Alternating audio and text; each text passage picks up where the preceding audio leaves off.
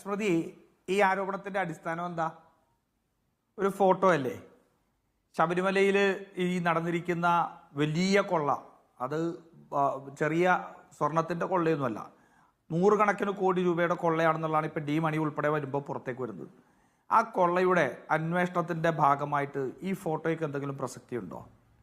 ഞങ്ങൾക്ക് സംശയം ഉണ്ടായിരുന്നു, ഈ CPM-ന്റെ സൈബർ അണികൾക്ക്, അന്തംകമ്മികൾ എന്നൊക്കെ വിളിക്കുന്നവർക്ക് ആരാണ് ഇത്തരത്തിലുള്ള വികട വാദങ്ങൾ ഉണ്ടാക്കി കൊടുക്കുന്നതെന്ന്. കാരണം കേരളത്തിലെ ജനങ്ങൾ മുഴുവൻ പുച്ഛിച്ച് തള്ളുന്ന വാദങ്ങൾ ആരാണ് ഉണ്ടാക്കി കൊടുക്കുന്നത് എന്നുള്ളത് ഞങ്ങളൊക്കെ സംശയം. ഞങ്ങൾ പലപ്പോഴും പല മാധ്യമപ്രവർത്തകരൊക്കെയാണ് ഇതിൻ്റെ ഭാഗമായിട്ടുണ്ടായിരുന്നത്. പക്ഷേ കേരളത്തിൻ്റെ മുഖ്യമന്ത്രിയാണ് ഇത്തരത്തിൽ വൃത്തികെട്ട വാദങ്ങൾ ഉണ്ടാക്കി കൊടുക്കുന്ന ആൾ എന്ന് ഇപ്പോൾ മനസ്സിലായി. ഞാൻ കാര്യമായിട്ടൊന്നും പോകുന്നില്ല. സനോജിനോട് ഞാൻ ഒറ്റ ചോദ്യം ചോദിക്കുകയാണ്. കേരളത്തിൻ്റെ മുഖ്യമന്ത്രിയാണ്, കേരളത്തിലെ ഏറ്റവും പ്രധാനപ്പെട്ട വൈകാരികമായ വിശ്വാസപരമായ